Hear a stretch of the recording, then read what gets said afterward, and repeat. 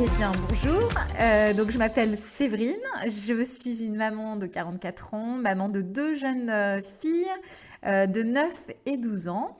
Et comme tout le monde, en confinement en ce moment avec certaines problématiques. Et la première, de ne pas sortir de chez soi et d'occuper tout le monde. Alors, au niveau de l'école, effectivement, j'ai deux classes différentes. Donc, Thaïs en sixième, donc qui est un nouvel apprentissage puisque c'est le collège avec différentes matières. Et Cléa en CM1, une seule maîtresse, ça simplifie les choses. Mais voilà, il y a deux types d'interventions ou deux façons de faire.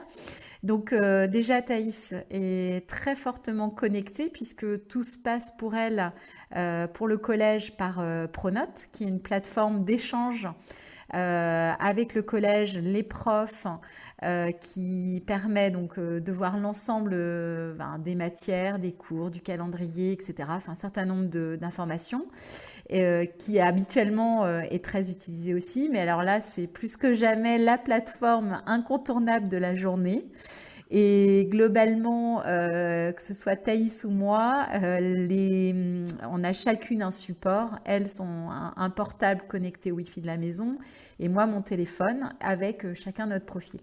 Donc le matin, c'est une première connexion. On identifie le travail à réaliser donc dans l'ensemble des matières et tout au long de la semaine. Voilà. Et pour Cléa, c'est plus entre guillemets archaïque. La professeure des écoles nous transmet par mail les devoirs à faire. Donc il y a du dématérialisé à matérialiser puisqu'on a des fiches de travail qu'il faut imprimer. Et c'est assez simple comme mode de fonctionnement. Mais effectivement, pour Thaïs, on a une vraie utilisation d'une plateforme digitale. Et ce matin même, avec une prof de maths, ils ont fait une classe en direct. Donc la professeure a réalisé sa propre classe. D'ailleurs, c'était assez amusant pour la petite anecdote. C'est qu'il y a plein d'élèves qui essayaient de se connecter, mais des élèves de 3e, de 4e ou de 6e qui essayaient de rentrer dans la classe, puisque la classe est finalement ouverte à tous ces élèves. Et donc, c'est un peu du va-et-vient. Donc, c'était assez marrant. Donc là, il faut que les enfants se calment. La prof, c'était marrant parce que la prof de maths arrêtait pas de râler en disant « Mais non, mais viens pas dans la classe, c'est pas l'heure pour toi !» Ça faisait vraiment l'impression de vivre la classe, une vraie classe, un vrai espace avec des élèves qui rentrent et qui viennent. C'était assez marrant. On visualisait finalement ce qui pouvait se passer dans une classe réelle. Mais voilà. Donc comme c'était virtuel pour les enfants, c'était pas évident. Et effectivement, les professeurs en fait se cherchent un petit peu sur la façon de fonctionner. Donc certains professeurs mettent des classes virtuelles et d'autres ne font qu'envoyer tous les jours par la plateforme le travail à effectuer. Et par contre, effectivement, là où alors si je peux peut-être, il y a un truc qui me sert bien, c'est-à-dire qu'ensuite il faut renvoyer le travail fait par l'élève, par l'enfant. Et par rapport à ça, d'ailleurs, sur un petit outil moi qui est plutôt pratique, qui est Genius Scan, qui est en fait un outil de scan, une petite application.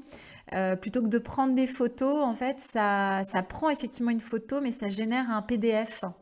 Et comme les profs demandent à ce que les documents soient déposés sur la plateforme, potentiellement pour les imprimer chez eux, c'est sûr qu'en PDF, c'est plus pratique. Donc c'est un petit outil, un tip, comme dit la prof d'anglais, qui est pratique à avoir parce que ça génère des documents et non pas que des photos. Le JPEG n'est pas toujours évident à traiter. Mais bon, voilà. Et donc, pour Thaïs, ça se passe comme ça. Sur le travail psy, quand même, il y a quand même une chose que je pourrais dire concernant Cléa. Donc en CM1, c'est quand même un peu difficile le confinement et de se dire que je suis à la maison et je dois faire école. Donc ça, c'est pas évident. Mais pour les deux, c'est pareil. Et comme elle le vit pas toujours bien, ce qu'on a fait, c'est qu'elle puisse faire des devoirs des devoirs ou les travaux de la journée avec ses amis.